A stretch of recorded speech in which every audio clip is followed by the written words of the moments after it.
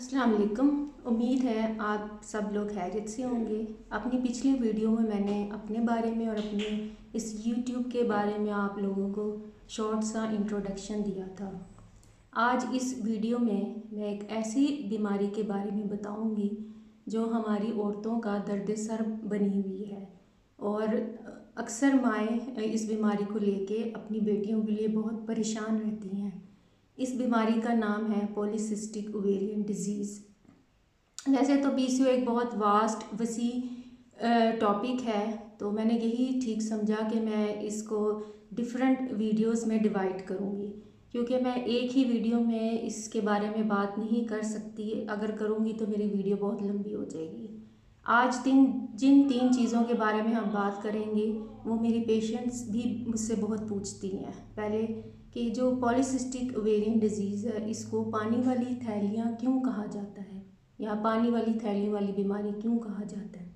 दूसरा ये कि क्या ये बीमारी काबिल इलाज है या इससे हम छुटकारा हासिल कर सकते हैं या नहीं। और तीसरा ये कि ये आजकल इतनी आम क्यों है। सबसे पहले हम बात करेंगे कि इसको पानी वाली थैलियों वाली बीमारी क्यों कहा जाता है। इसको समझने के लिए हमें पहले थोड़ी सी नॉर्मल फिजियोलॉजी और मेंस्ट्रुअल साइकिल की पता होनी चाहिए। जो हमें महीने बाद माहवारी आती है वो उसका क्या साइकिल है, अगर वो हम थोड़ा सा समझेंगे तो हमें ये डिजीज़ बड़ी अच्छी तरह समझ आ सकती है। आप सबको ही पता होगा एक यूट्रस है जिसको हम बच्चेदानी बोलते हैं। इसके दोनों तरफ दो अंडेदानियाँ होती हैं जिनको हम ओवरीज बोलते हैं। हर महीने उनमें से एक ओवरी में अंडा बनता है जो आहिस्ता आहिस्ता बड़ा होता है, और जब वो एक मैक्सिमम साइज़ तक पहुंच जाता है तो वो अंडेदानी से निकल जाता है या अंडेदानी को छोड़ देता है। इसके साथ साथ यूट्रस में भी कुछ तब्दीलियाँ हो रही होती हैं। यूट्रस में एक झिल्ली होती है जिसको हम एंडोमेट्रियम बोलते हैं। ये झिल्ली जैसे जैसे ये अंडा साइज़ में बड़ा होता है, साथ साथ ये झिल्ली भी मोटी होती रहती है। इन दोनों चीज़ों को बॉडी में कुछ ऐसे हार्मोन्स होते हैं जो सपोर्ट करते हैं।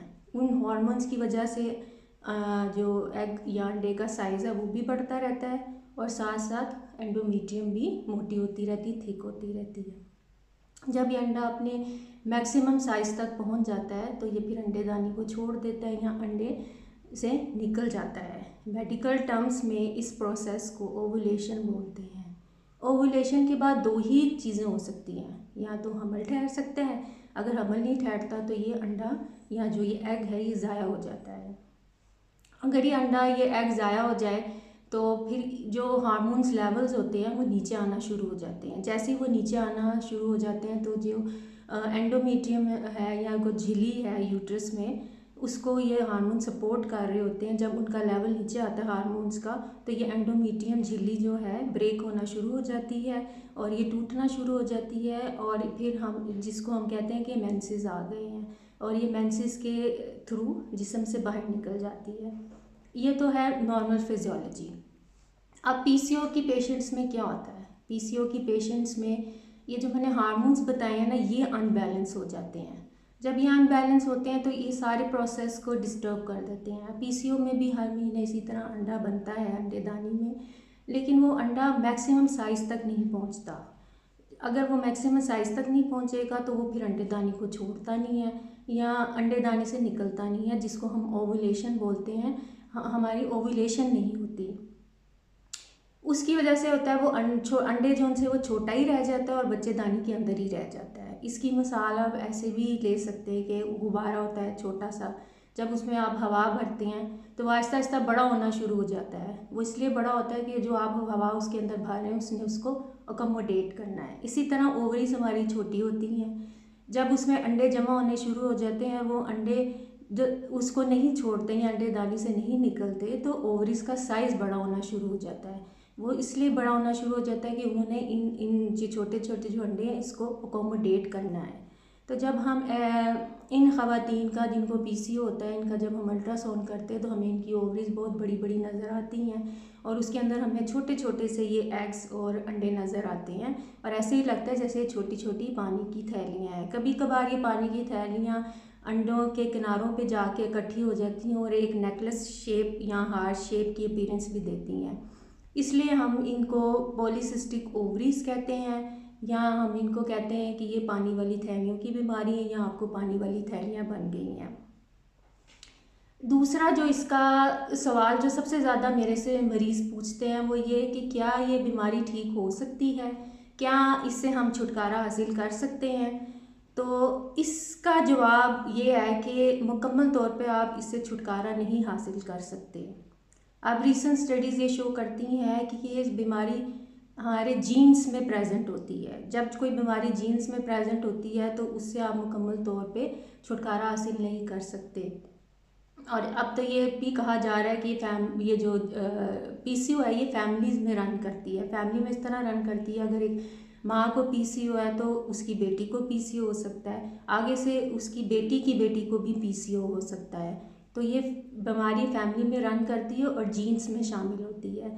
आप इसकी मिसाल ऐसे भी ले सकते हैं कि जैसे एक बीमारी है डायबिटीज़, शुगर हो जाती है, हाई ब्लड प्रेशर का मसला हो जाता है। तो हम इन बीमारियों को कैसे कंट्रोल करते हैं? हम इन बीमारियों को ऐसे कंट्रोल करते हैं कि हम अपना लाइफस्टाइल चेंज कर लेते हैं, हम मेडिसिन्स लेते हैं, अपनी डाइट को चेंज करते हैं, हम एक्सरसाइज करते हैं ताकि इन बीमारियों पे काबू पा सकें।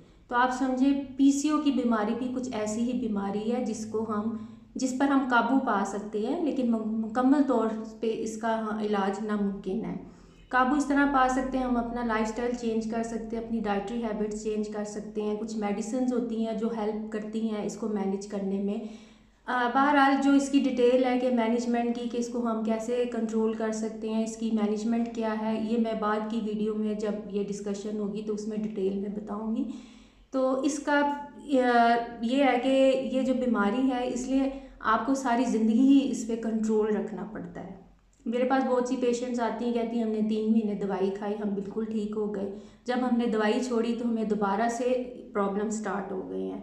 तो उनके सवाल का यही जवाब है कि जब आप अपने आप को सारी ज़िंदगी आपको मेंटेन रखना पड़ेगा, अपनी डाइट का ख्याल रखना पड़ेगा, एक्सरसाइज करनी पड़ेगी, ऑन एंड ऑफ हो सकता है आपको मेडिसिन्स भी लेनी पड़े, तो ये बीमारी कंट्रोल में रहेगी। जब भी आप बदपरहेज़ी करेंगे, डाइट अपनी जो सी है बैलेंस डाइट नहीं लेंगे और अपना वेट गेन करेंगे तो ये बीमारी वापस आ जाती है। तीसरा सवाल जो बहुत सारी पेशेंट मुझसे पूछती हैं कि ये बीमारी आजकल बहुत कॉमन क्यों है। मेरी नज़र में इसके 2 मेन रीज़न्स हैं। जेनेटिक रीज़न तो है ही है कि जीन्स में ये प्रेजेंट होती है, लेकिन इसके अलावा एनवायरमेंटल रीज़न्स भी हैं, जो हमारी माहौलियाती तब्दीलियाँ हैं उसकी वजह से भी इसमें इजाफा हुआ है। सबसे पहली बात हमारा सीडेंट्री लाइफस्टाइल। सीडेंट्री लाइफस्टाइल क्या होता है? सीडेंट्री लाइफस्टाइल होता है काहली वाला, सुस्ती वाला लाइफस्टाइल।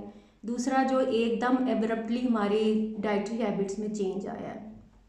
अब ये सीडेंट्री लाइफस्टाइल्स कैसे हुआ? पुराने ज़माने में या मैं जब बचपन में थी, मुझे अब याद है कि जब हमने कोई टीवी देखते थे, उस चैनल चेंज करना होता था तो हमें उठ के चैनल चेंज करना पड़ता था। एसी का थर्मोस्टेट अगर हमने ऊपर नीचे करना है या टेम्परेचर उसका, तो हमें उठ के करना पड़ता था, या उसको बंद करना है तो उठ के करना पड़ता था। आजकल हमें इतनी सहूलत दे दी गई है कि हम बैठे बैठे रिमोट से एसी का कंट्रोल टेम्परेचर कंट्रोल कर लेते हैं, उसको ऑफ़ कर लेते हैं, उसको ऑन कर लेते हैं। इसी तरह टीवी के चैनल्स हम चेंज कर लेते हैं, उसको ऑफ़ कर लेते हैं, ऑन कर लेते हैं। इवन के सीलिंग फैंस जो अब आ गए वो भी रिमोट कंट्रोल वाले आ गए हैं। इसके अलावा हमें ऑनलाइन सर्विसेज इतनी मिल गई हैं कि हम घर बैठे ऑनलाइन अपने यूटिलिटी बिल्स जो हैं वो जमा करा लेते हैं। बच्चे आजकल के आप देख रहे हैं कि बच्चियां सारा दिन सुबह से लेकर रात तक लैपटॉप पे बैठे रहते हैं, उनकी पढ़ाई ऐसी हो गई है, तो फिज़िकल एक्टिविटी बहुत लिमिट हो गई है। इस फिज़िकल एक्टिविटी की लिमिटेशन की वजह से इस बीमारी में दिन ब दिन इजाफा होता जा रहा है। दूसरा जो इसका मेन रीज़न है वो ये है कि जो हमारी डाइटरी हैबिट्स चेंज हो गई हैं। मुझे याद है, मैं अपने जब मेरा बचपन था तो हम महीने में एक बार या 1.5 महीने में एक बार बाज़ार से हम खाना मंगवाते थे। हमें बर्गर अलाउड था, बर्गर खा लिया, पिज़्ज़ा खा लिया, शवारमा खा लिया। लेकिन आजकल के जो बच्चे हैं, मेरे ख्याल से महीने में क्या हफ्ते में 3 से 4 दफ़ा ऑनलाइन ऑर्डर करते हैं और वो जंक फूड खाते हैं। और हम एक ऑर्गेनिक, सादा और नेचुरल डाइट से बहुत दूर हो गए हैं। यही वजह है कि जंक फूड खाने की वजह से बहुत सारे हार्मोन्स हमारे अंदर, ख़ासतौर पे बच्चियों के हार्मोन्स डिस्टर्ब हो रहे हैं और वो बच्चियां पीसीओ की तरफ जा रही हैं। मुझे उम्मीद है कि ये जो 3 सवालात थे ये आपके ज़हन में भी होंगे और आप भी इसके जवाब चाहते होंगे, और मेरी इस वीडियो को देखने के बाद आपको इस बीमारी को समझने में और इसको मैनेज करने में बहुत हेल्प मिलेगी। अब मेरी जो नेक्स्ट वीडियो होगी उसमें मैं बताऊंगी कि इस बीमारी की क्या अलामात होती हैं और ये बीमारी किस एज में ज़ाहिर होती है और आपको अपने गायनेकोलॉजिस्ट या डॉक्टर के साथ कब रुजू करना चाहिए। तो इसके लिए आपको मेरे चैनल को सब्सक्राइब और लाइक करना पड़ेगा और बेल आइकॉन के बटन को आपने ज़रूर प्रेस करना है ताकि मेरी नेक्स्ट आने वाली वीडियो की नोटिफिकेशन आपको मिल जाए। अब मुझे आप इजाज़त दें। अल्लाह हाफिज़।